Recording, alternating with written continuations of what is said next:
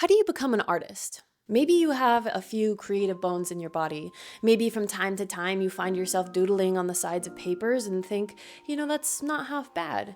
Maybe I could be an artist. So, how do you actually become one? My name is Haley. I am an artist and filmmaker, and on this channel, I document what life is like as a creative in the modern day. Now, my last name is Boucher, which is the French word for butcher. My husband's family comes from a direct line of butchers from France. See, back in the day, your last name often was your occupation. We all know families with names like Baker, Smith, Mason, Fisher, Taylor.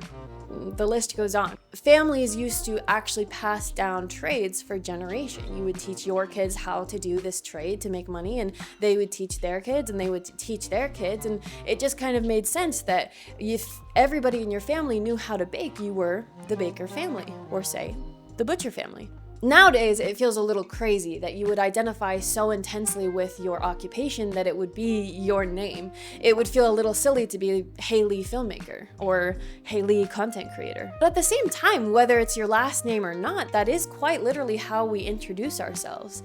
Think about the last time you were at a party or a networking event. What is the first question people usually ask after your name? What do you do?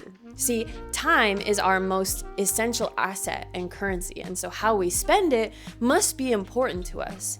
How we spend our time defines who we are.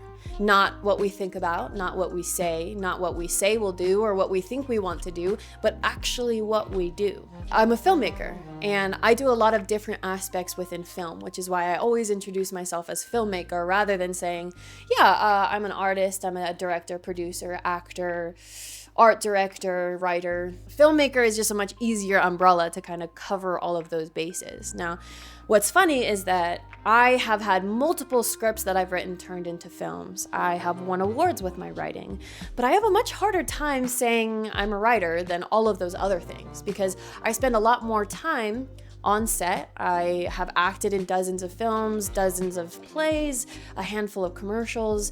I direct films and commercials and content on a very regular basis for work. I produce films and commercials quite often, and so it's easier for me to say all of those things, whereas writing I only do on occasion. Even though I do write, it's kind of only when inspiration strikes, and it's what I do least of all of those other things. Now, if I had a more consistent writing practice and habit and I was doing it on a weekly basis, then it'd be a lot easier for me to say, I'm Haley, I'm a writer. And so let's go back to the original question. How do you become an artist? Well, you do art on a consistent, regular basis, maybe not every day, but most days.